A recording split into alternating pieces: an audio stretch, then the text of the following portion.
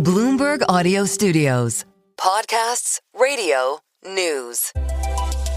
Welcome to a special edition of Bloomberg Tech. I'm Ed Ludlow. Waymo is widely seen as leading the Robotaxi race, but with competitors like Tesla on its heel, the Alphabet unit has no interest in hitting the brakes on growth. In a wide-ranging interview, Waymo co-CEO Tekedra Mawakana talked to us about expanding into foreign markets, ongoing safety investigations, and their recent mega funding round. Let's take a listen to that conversation now. You've just raised $16 billion. It's a lot of money.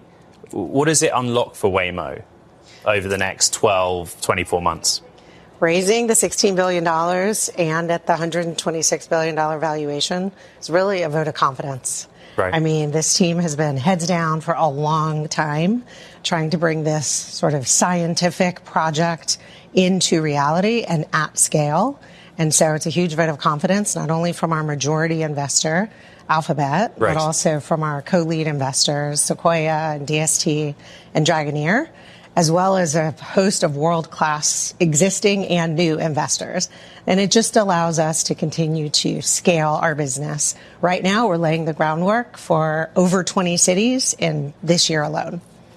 I should point out, we reported Alphabet will account for the vast majority of that 16 billion. But it is interesting, Sequoia Capital, DST, Dragoneer, they are new investors. What do we interpret from that they came in at this stage of the company's life?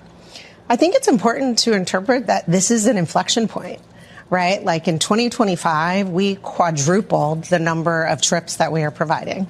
So we offered 15 million rides, and we have over 20 million lifetime rides. So right, it was just a really important year. And now that we've launched Miami, that's across 6 cities. But at that time, it was across 5 cities. And so demonstrating not only that the technology works, that we're able to drive the safety impacts that we've been focused on, with when we were at 127 million miles, we were able to demonstrate a 90% that we had 90% fewer serious injury-causing crashes or worse. That's the kind of safety output that drives us. That's our mission, to be the world's most trusted driver. So coming in at this point demonstrates that consumers are adopting it, the safety case is being made, and it's just really exciting time to join the team. You set the scene for expansion across 20 cities this year, right? Right now, you're doing 400,000 paid rides a week across 6 cities. It's a greater scale than when you and I talked to more than a year ago, yes, which seemed to be a time of pace then. What's the biggest challenge of operating a robotaxi service at that new scale that you're developing? I think everything is really exciting right now, and there are many, many things to be learned as we go, right? Like some markets are still not open, and they're really important transportation hubs around the world, like New York City, right? And so we were the first company to receive a testing permit where we had driver supervision of fully autonomous testing in the city. And we believe now with Governor Hochul that we will be able to be the first company to launch in New York City or New York State. But, this is going to be a path to actually figuring out the regulatory landscape. There's something there, isn't there? City versus state, state versus federal. We will talk about it. Yeah. I got a lot of interest when I said that I was going to be speaking with you about $16 billion is a lot of money, but actually, how will you use it? There's a tension between scaling operations, the fleet. You've got to have more cars, but also a commitment to invest in technology. And I wondered, Tekedra, how far you've thought about how much goes into each of those buckets. Yeah, so first and foremost, when we think about 2026, yes, just the year ahead of us, execution. So scaling across these 20 cities that we're laying the groundwork for, continuing to grow our world-class team is obviously super important to us. Making sure that we are continuing to cost down our hardware stack and prove out our unit economics while scaling our fleet. And so we have our, fully electric I-Pace fleet. We are starting to introduce the OHI vehicles, and then you will see the Ioniq 5s come online. And so making sure that we are investing for the long term for a sustainable business is what we're really focused on. I see the OHI vehicles testing. If I am a user of the service right now, will I soon be able to actually get into an OHI? You will this year be able to. Right now, we've only throughout 2025 and the beginning of this year had employees. in 3 cities. We just had a huge weekend here in the Bay Area, San Francisco, but Santa Clara Super Bowl. Yes. I, across social media, saw a lot of people reflect on their first experience in a robotaxi. Yeah. Some of them, of course, with Waymo. Yeah. Was that a tangible, meaningful moment for the company? These really? visitors to town? Yes. What data, what evidence can we point to on how big a weekend? Yeah, Super Bowl is a reminder for us that Waymo is part of the fabric of the Bay Area, right? Like people were able to hail rides from SFO, from San Jose Airport. People were able to get to and from the Levi Stadium. You know, we obviously did a lot of fun activations with influencers. But it's just a reminder that people are using the Waymo service in everyday errands, doctor's appointments, you know, getting kids to practice, in big life moments, weddings, picking up a child from daycare, having a baby, you know, going to the hospital, pregnant, coming home from the hospital with a newborn, and then these large cultural moments. And so we've had a number of them. Obviously, we started the month with the Grammys, where we had a host of activations there.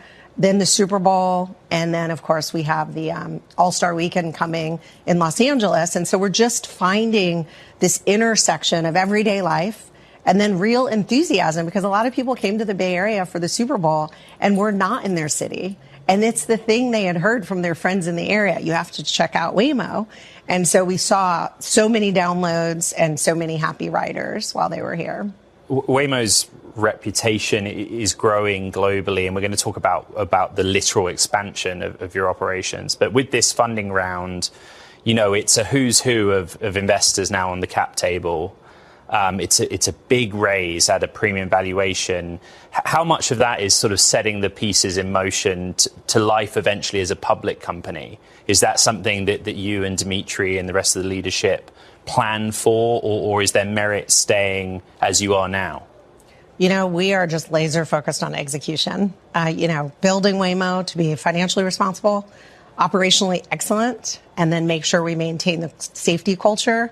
Like, that's what we're really focused on. Having this vote of confidence, as you said, not only from Alphabet, but from our 3 co-leads from this round, and from all of the new investors who decided to join our cap table, and the existing ones who doubled down on their belief that this is the right opportunity to fund. And so we just feel humbled. But also, there's a lot to do. So we're just really focused on making sure that we can scale, focusing on our 2 first international launches, you know, London and Tokyo, and scaling across the United States. Let's talk about the growth.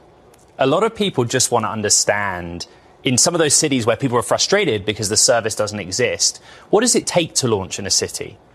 To go from mapping that city through to a full paid commercial service? Yeah, if the regulatory climate of a city is welcoming, then then we can show up and map and launch in a couple of months like we did in Miami. Right. You know, that's a city where, you know, they were welcoming and they were ready and we were ready. And so we showed up, you know, we have a fleet operating partner, and we were able to launch quite quickly after we first arrived.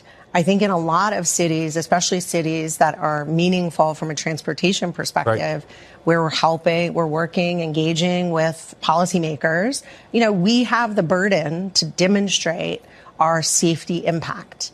And so with the 127 million miles and 90% fewer serious injury causing crashes or worse, you know, we have to educate them on that kind of impact. 82% fewer airbag deployments. You know, this isn't something that any fleet-based business has been able to come in and give policymakers data. So assuming that we can do that and then grow trust, and, you know, we do that by partnering with organizations in markets who have been trying to solve road safety issues. They've been trying to expand mobility options for residents. And so we partner with them. And then obviously we work with law enforcement and first responders to train them on how our technology works. We do not yet have, although there has been progress toward just this week, a federal level framework, set of rules. What do you think the direction of travel is with that? And you know, clearly, if you had to deal with one set of rules and not a city by city, let alone state by state basis or case, you'd be making a bit more progress, I suppose. Yeah, we think it's really important that there is a federal AV standard. We've been advocating for sort of a safety case-based approach because the technologies are different. And we think that the burden should be on companies to demonstrate why you believe your technology is safe enough. We also think there should be transparency requirements. People should have to demonstrate how many trips are you providing. Right now, the balance isn't quite there. I mean, some states require a lot of reporting. Some don't require as much reporting. I think the United States has an opportunity with this technology to lead globally. And I don't think you can lead globally if it's a framework that's governed by multiple jurisdictions across the states. And it's a way to slow down the adoption of this technology, not only in the U.S., but in other markets. New York City, not necessarily New York State. A lot of people want to know what's the roadblock there, pardon the expression, and what's the timeline. You work closely with the authorities, but that is a big potential market. Yeah, that's a market where, we're just going to have to do the work and demonstrate our safety outcomes and earn the trust and chisel away at it over time. Do they have the rules for you to follow? They do not have rules that allow the human operator to be removed from the vehicle entirely. And until that changes? But, there is an interest in doing this in the state, even outside of the city. And that gives us an opportunity to grow more fans. And fans actually are calling for this in cities where our technology can't be deployed. We are seeing organic campaigns spring up saying, I want Waymo in my town. And sometimes it's, parents of children who will never have driver's license saying okay, this is a safer alternative. Let's bring it in and let's give these children independence. And so it's been really exciting for us to see people demanding it. And over time, that's going to grow. Of those 20 cities that are coming this year, New York City is not one of them factored in. No, that's right. That's Waymo co-CEO Tekedra Mawakana. I'm Ed Ludlow, and you're listening to a special bonus episode of Bloomberg Tech. We'll have more on Waymo's future with the company's co-CEO right after this.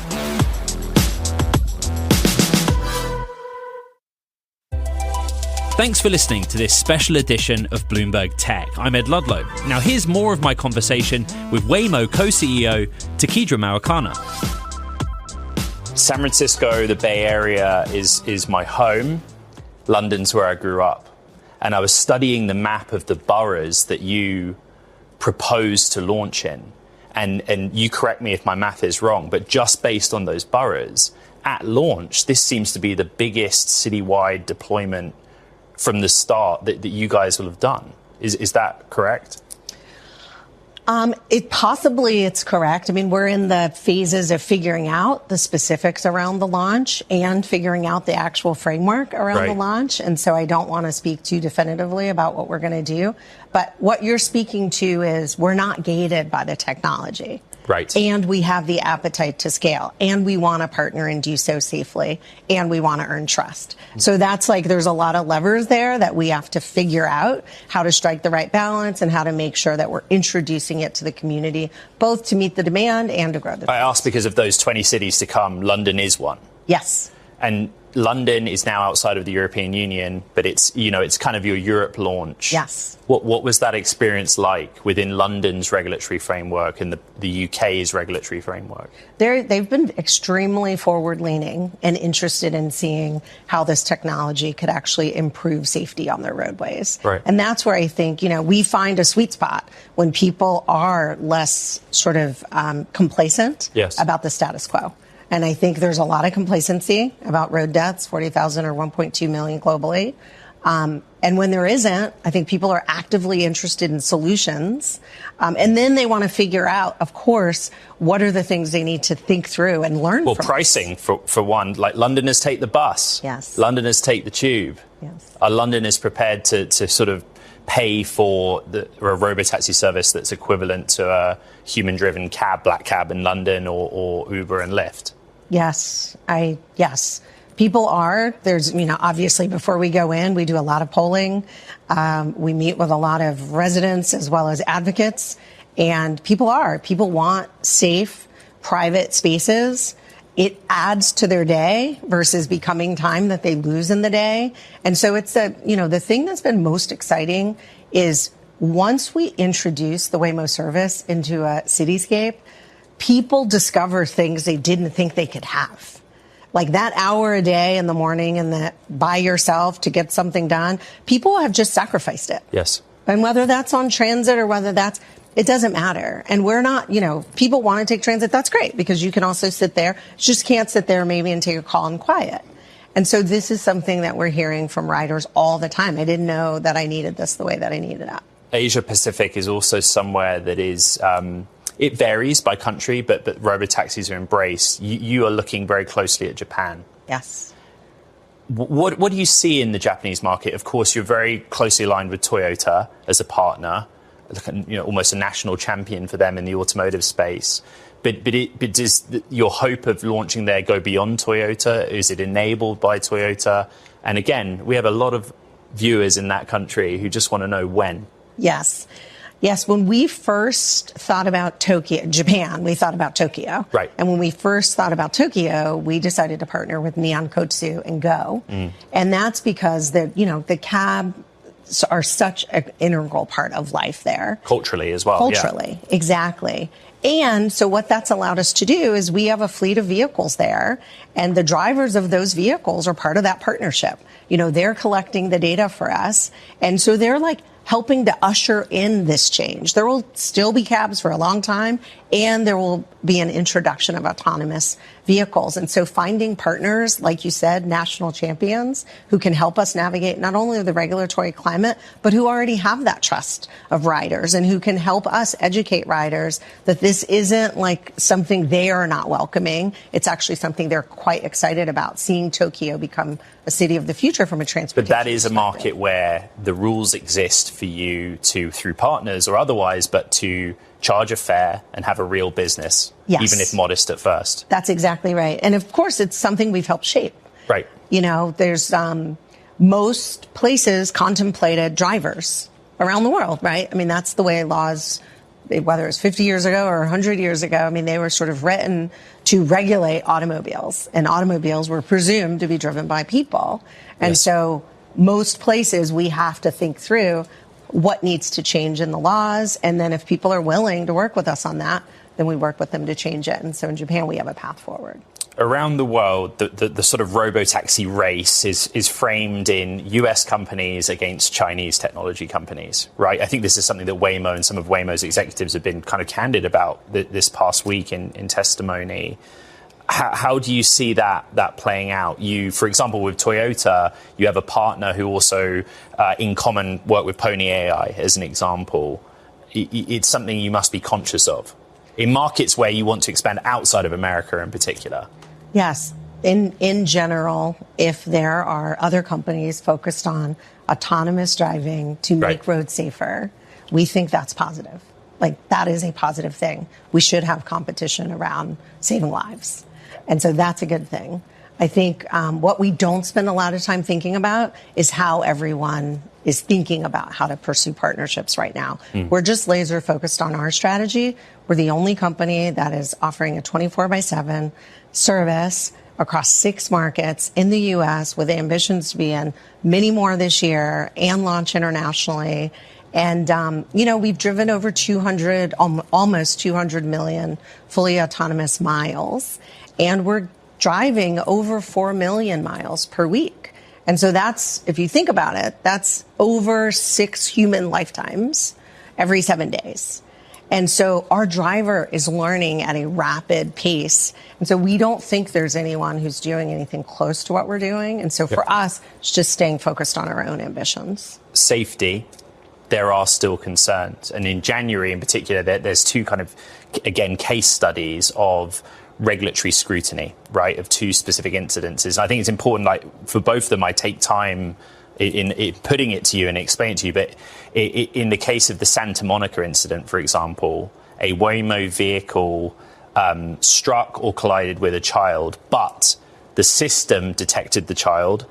It braked sharply And at the point that the impact was made, it was a speed of single digits miles per hour, I believe 6. Yes. It had been traveling at 17. So in that instance, the system worked, but a probe was opened. Just would you reflect on that?